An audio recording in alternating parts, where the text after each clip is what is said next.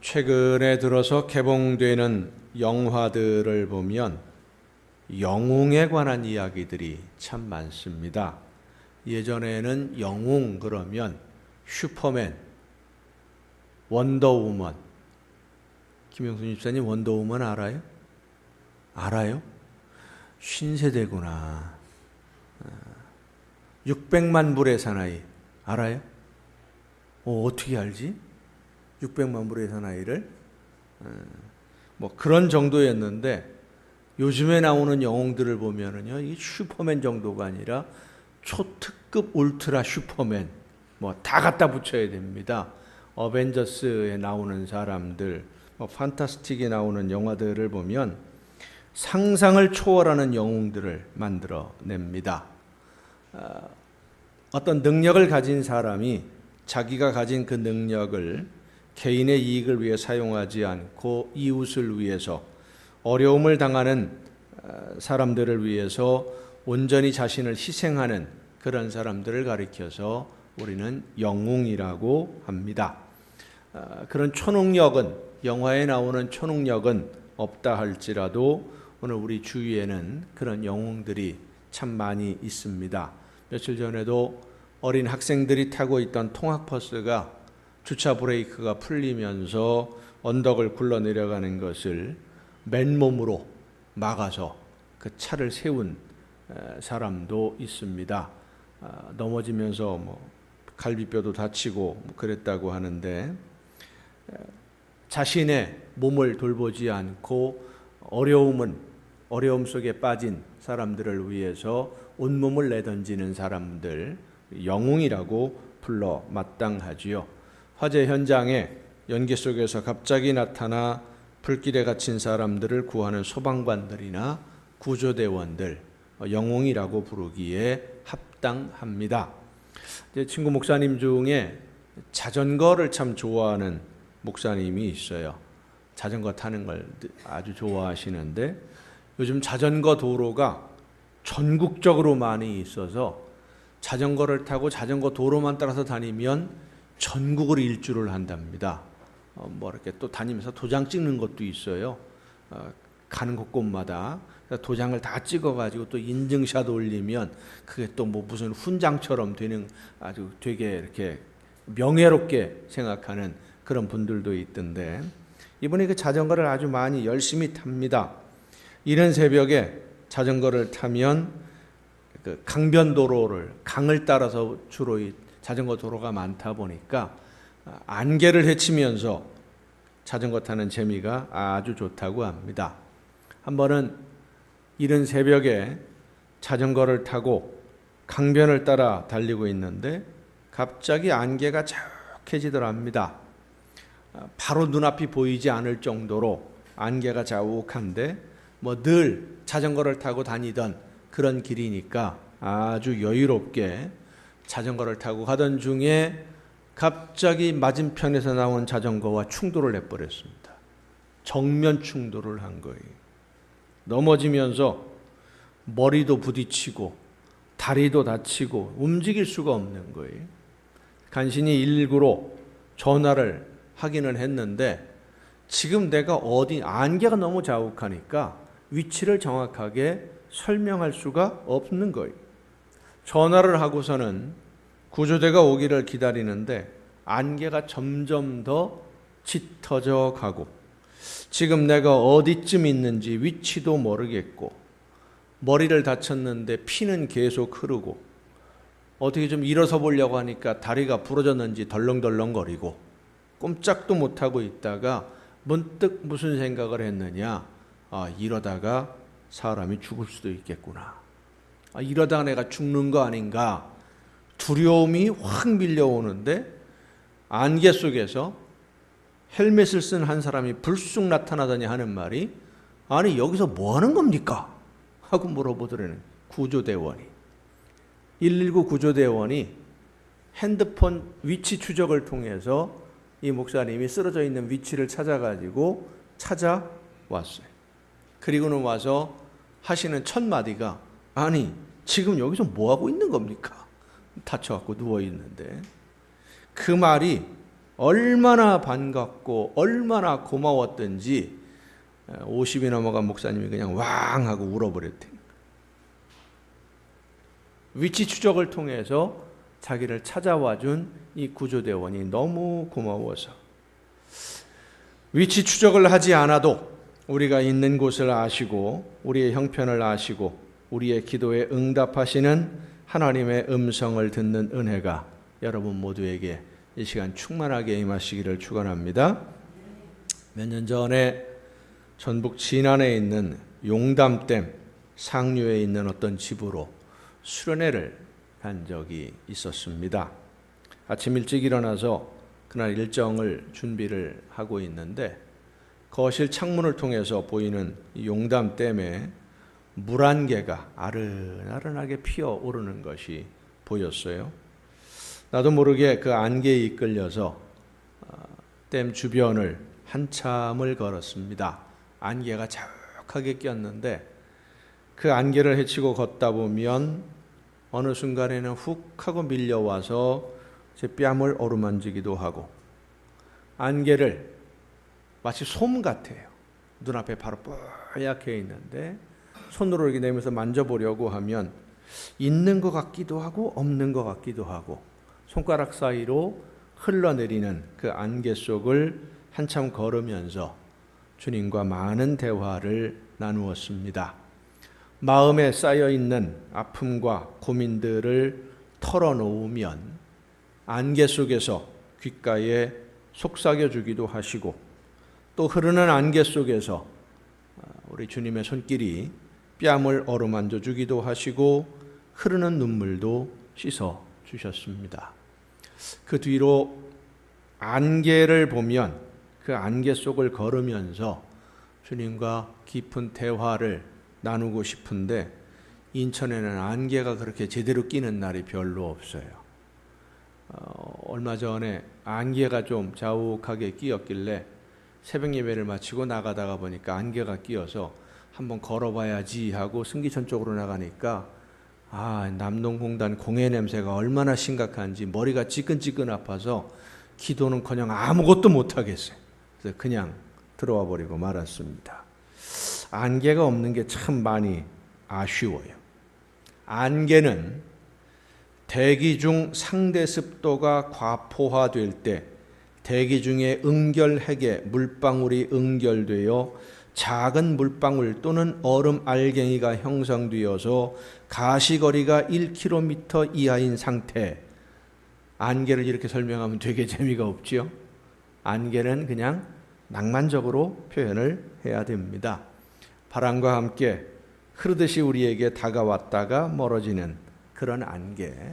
오늘 본문 말씀은 예수님의 제자들이 두려움과 공포에 젖어서 떨고 있을 때 예수님이 안개처럼 갑자기 제자들이 있는 곳에 나타나신 것을 말씀해 주고 있습니다.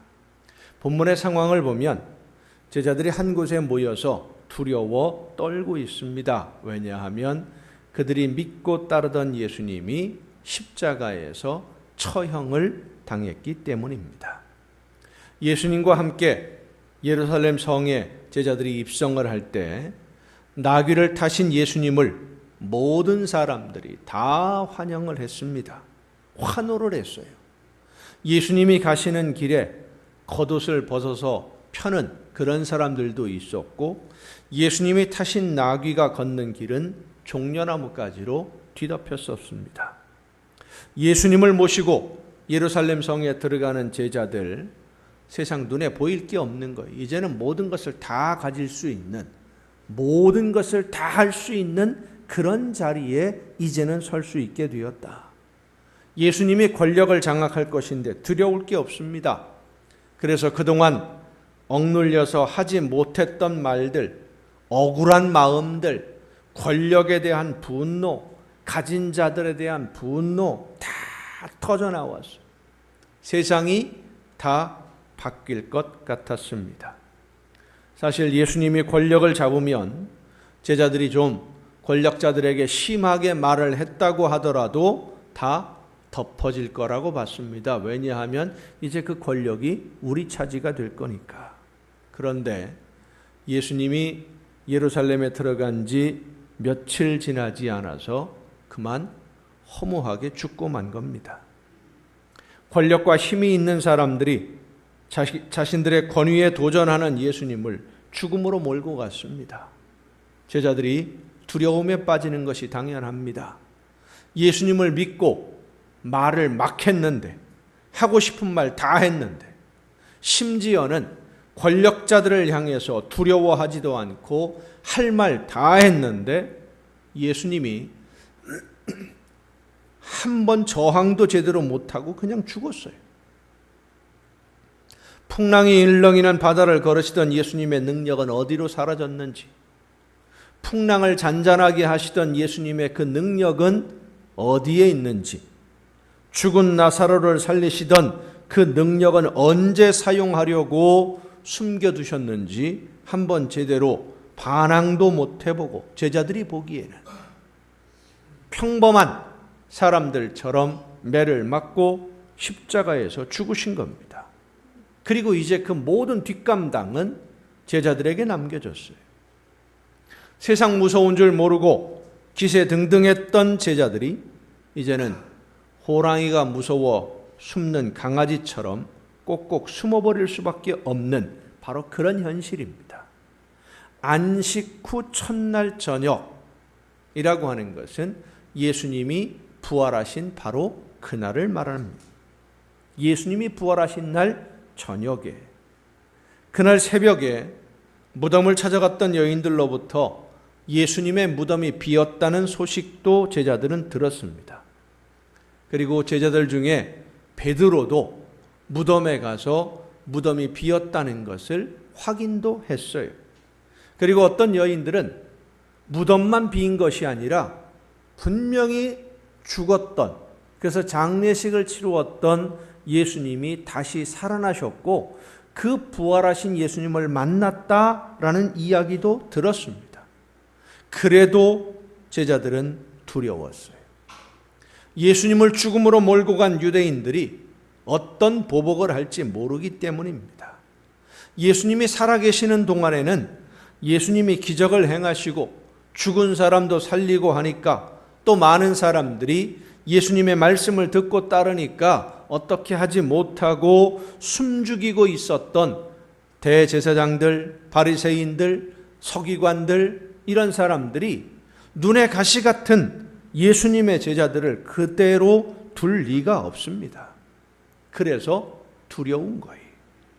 예수님이 부활하셨다는 소식을 듣기는 들었지만 진짜인지 가짜인지도 모르겠고, 그들의 상식으로는 죽은 사람이 다시 살아난다는 것이 도무지 믿어지지도 않고 불안하기만 한 거예요.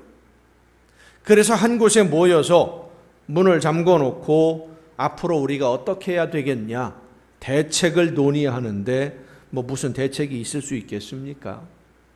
두려움 속에서 아무 생각도 어떤 계획도 세울 수 없는 그저 막막하고 답답한 그 자리에, 한숨만 쉬고 있는 그 자리에 갑자기 예수님이 나타나서 말씀하시는 겁니다.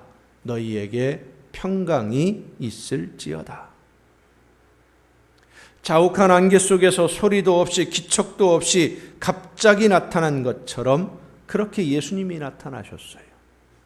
문은 여전히 잠겨 있었는데, 문 열어준 사람도 없는데 어떻게 들어오셨는지 예수님의 제자들 한복판에 서셨어요. 지금 이거 우리가 헛것을 보고 있는 것은 아닌가? 지금 이게 말이 되는 상황인가? 어리벙벙한 제자들에게 예수님이 말씀하십니다. 잘들 있었냐? 너희에게 평강이 있을지어다 하는 이 인사, 헬라어로는 에이레네라고 하고 히브리어로는 샬롬입니다. 우리말로 쉽게 표현해서 인사를 한다면 지금 이 예수님이 제자들에게 나타나서 하시는 인사가 뭐냐? 아이고 여기들 다 모여 있었구나. 잘들 있었냐? 하는 인사예요. 제자들은 지금 두려움에 사로잡혀 있습니다. 아무것도 할 수 없고 누구를 만날 수도 없습니다. 밖에 나가는 것이 두렵고 사람을 만나는 것이 두려운, 흔히 말하는 멘붕이, 멘탈이 붕괴되어 버렸어요. 정신이 없어요. 온 세상이 다 무너진 것 같아서 그저 멍한, 아무 생각도 못하는 그런 상태가 되어버렸어요. 두렵기도 하고, 그래서 문을 닫고 잠그고 숨어 있는데 거기에 예수님이 찾아오셔서 아이고 여기들이 있었구나, 잘들 있었냐. 여러분 같으면 어떻겠습니까? 본문 말씀을 보면 이 말씀을 하시고 손과 옆구리를 보이시니 제자들이 주를 보고 기뻐하더라, 기뻐했다라고 했는데 아마도 그저 아무 말도 못하고 왕 하고 울음을 터뜨리는 제자도 있었을 것입니다. 사랑하는 성도 여러분, 예수님의 제자들을 찾아오신 것은 제자들이 함께 모여 있을 때입니다. 물론 예수님이 오셨을 때 그 자리에 없었던 제자도 있습니다. 하지만 그 자리에 없던 제자라고 해도 예수님이 잡혀서 죽임당하는 것을 보고 이제는 다 끝났다 생각을 하고는 흩어져서 제 갈 길로 간 것이 아닙니다. 예수님이 그렇게 돌아가셨는데 이제 우리가 어떻게 해야 될까? 무엇을 해야 될까? 의논하기 위해서 모여 있었던 그 자리에 예수님이 찾아오신 것입니다. 사랑하는 성도 여러분, 제자들이 모인 곳에 예수님이 찾아오신 것은 그들의 두려움을 아시기 때문입니다. 제자들이 무엇을 두려워하는지, 왜 문을 닫고 모여 있는지 그 마음을 예수님이 아셔요. 각자 흩어져서 제 살 길 찾지 않고 그렇게 제자들이 함께 한 곳에 모여 있는 것은 두렵기는 하지만, 무섭기는 하지만 해야 할 일이 있다는 것을 알고 있었기 때문에, 예수님이 그렇게 비참하게 세상을 떠나셨지만 우리에게 남겨준 일들이 있다는 것을 알고 있었기 때문에 이대로는 끝낼 수 없다라고 생각을 하고, 자 그러면 예수님으로부터 들은 말씀들을 가지고 우리가 이제 앞으로 어떻게 해야 되겠느냐, 의논을 하기는 해야 되겠는데 두려움 속에 그래서 모여 있었던 거예요. 비록 그들이 믿음이 연약해서 한 곳에 숨어서 문을 닫고 숨을 죽이고 있었습니다마는 제자들은 자신들이 져야 할 짐이 무겁다고 해서 편한 길을 찾지는 않았던 것입니다. 도피하는 사람들은 아니었다라는 것이죠. 믿음은 연약하지만 하나님이 나에게 맡기신 일을 끝까지 감당하기 위해서 하나님 앞에 무릎 꿇고 기도하며 순종하는 일꾼들을 오늘 주님이 찾아오셔서 말씀해 주십니다. 내가 너와 함께 하겠다. 내가 너를 도와주겠다. 여러분, 제자들이 두려워했던 것처럼 세상이 두려울 때가 있고요, 사람들이 두려울 때가 있습니다. 아무도 만나고 싶지도 않고 어떤 이야기도 듣고 싶지 않고 그냥 이대로 세상이 다 끝나버렸으면 좋겠다 싶은, 정말 아무것도 할 수 없고 하고 싶지도 않고 무엇을 어떻게 해야 할지 생각도 나지 않는, 혼이 나가버린 듯한 그런 때가 있어요. 세상 천지를 둘러보아도 의지할 사람 하나 없고 이야기할 사람도 없고, 물론 이야기를 하면 들어줄 사람은 있겠지만 가슴 아픈 이야기 나누면서 더 힘들게 무거운 짐 지워주고 싶지도 않고, 그래서 혼자서 그 모든 아픔들을 끌어안고 숨이 막히는 그런 때가 있습니다. 언제까지 이 무거운 짐을 지고 가야 되나? 언제까지 이 고통과 아픔을 견디어야만 끝이 날까? 가슴이 무너져 내리는 날들이 우리의 삶 속에 있습니다. 바로 그때 그렇게 무기력하게 주저앉아 있을 수밖에 없는 우리에게 안개처럼 우리 주님이 다가오십니다. 너 여기 있었구나. 힘들지? 내가 함께 있으니까 다시 한번 힘내자.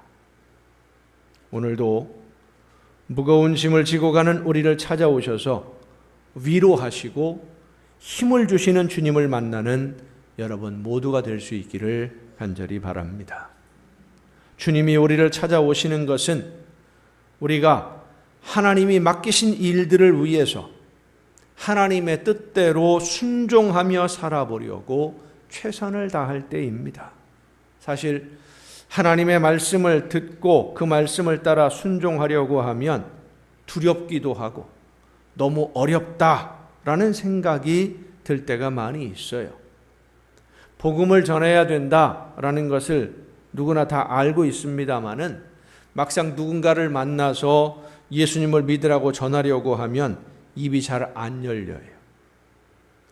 성가대원으로 봉사하고 주방에서 봉사하는 일들 쉬운 일이 아닙니다.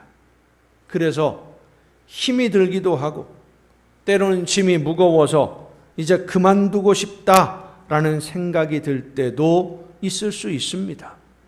무엇보다 하나님의 말씀대로 실천하며 신앙으로 믿음으로 오늘의 현실을 견디어야 한다는 사실이 두려울 수도 있어요. 과연 내가 이 일을 끝까지 감당할 수 있을까? 내가 이런 일을 감당할 만한 능력이 될까? 두렵지만 끝까지 포기하지 아니하고 말씀을 따라 순종하며 열매를 위해서 기도하며 최선을 다할 때에 주님이 찾아오셔서 말씀해 주십니다.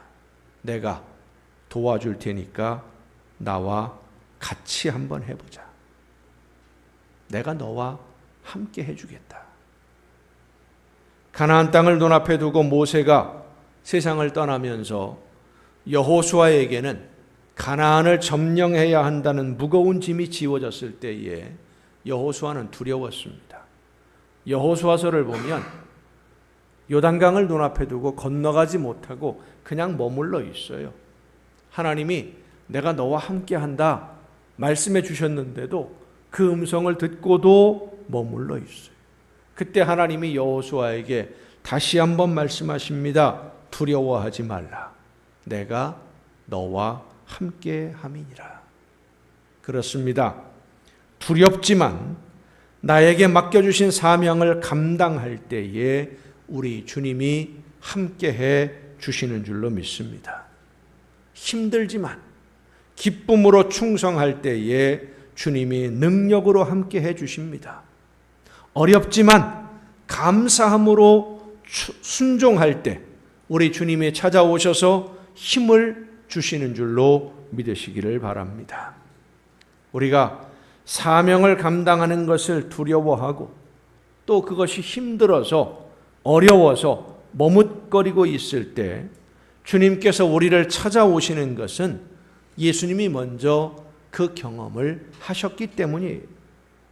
하나님이 원하시는 일이 무엇인지 알면서도 두려움에 문을 닫고 숨을 죽이고 모여있던 이 제자들처럼 예수님도 겟세마네 동산에서 하나님 할 수만 있다면 이 잔을 내게서 지나가게 하옵소서 기도하던 시간이 있었습니다. 땀이 핏방울처럼 흘러내리도록 힘들게 기도하던 시간이 예수님에게도 있었어요. 그러나 그 모든 어려움들을 이기고 두려움을 이기고 믿음으로 순종했을 때 십자가에서 죽으셨지만 그러나 주님은 부활하셨습니다. 그래서 두려움에 떨고 있는 제자들을 찾아와 말씀하신 겁니다. 두렵지? 나도 안다. 나도 두려웠다. 나도 겁이 났다. 하지만 믿음으로 순종하니까 믿음대로 되지 않더냐. 나를 보고 용기를 내서 우리 다시 한번 함께 해보자. 예수님은 왜 내가 붙잡힐 때 다 도망갔느냐고 묻지 않으셨습니다. 잘했느냐 잘못했느냐 따지지 않으셨습니다. 섭섭하다고도 하지 않으셨습니다. 단지 안개처럼 다가와서 내 마음을 어루만져 주시고 아픔을 위로해 주시고 아픈 상처들을 어루만져 주시고 위로하시면서 너 혼자 가는 것이 아니다. 내가 너와 함께 있다는 것을 잊지 말라고 오늘도 말씀해 주십니다. 우리 주님은 우리가 조용한 가운데 하나님이 나에게 맡기신 사명을 끝까지 바르게 감당하려고 최선을 다해 순종하며 충성할 때 안개와 같이 나도 모르는 사이에 가까이 다가오셔서 우리의 손을 잡아주시고 격려하시며 힘을 주시는 줄로 믿습니다. 사랑하는 성도 여러분, 오늘 우리가 살아가는 이 세상은 굳이 말하지 않아도 많이 힘이 듭니다. 신앙을 떠나서 사는 것 그 자체가 힘이 들어요. 그렇지 않아도 힘들고 짐이 무거운데 하나님의 말씀을 듣고 믿음으로 순종하고 사명을 감당하면서 빛으로 소금으로 하나님이 원하시는 대로 순종하며 사는 것 두려울 수 있습니다. 힘들 수 있어요. 그러나 주님이 함께 해주심을 믿고 힘들고 무겁다 할지라도 담대하게 믿음으로 순종할 때 죽음을 이기신 주님께서 찾아오셔서 우리와 함께해 주시는 줄로 믿습니다. 하나님의 말씀을 듣고 믿음으로 나에게 주신 사명을 기쁘게 감당하고 충성하며 헌신할 때에 지금까지 내가 지고 가야 했던 이 세상의 무거운 짐들은 더 이상 내가 책임지는 내 짐이 아니라 하나님이 책임져 주시는 짐이 되는 줄로 믿으시길 바랍니다. 세상의 짐이 무겁다고 불평하며 힘들어하지 말고 하나님이 나에게 맡기시는 일들이 너무 무겁다고 불평하거나 두려워하지 말고 믿음으로 충성하고 순종해서 나와 함께 하시는 주님과 함께 천국의 행복을 누리고 또한 세상 모든 사람들에게 이 기쁨과 행복을 전하는 여러분 모두가 될 수 있기를 예수님의 이름으로 축원합니다.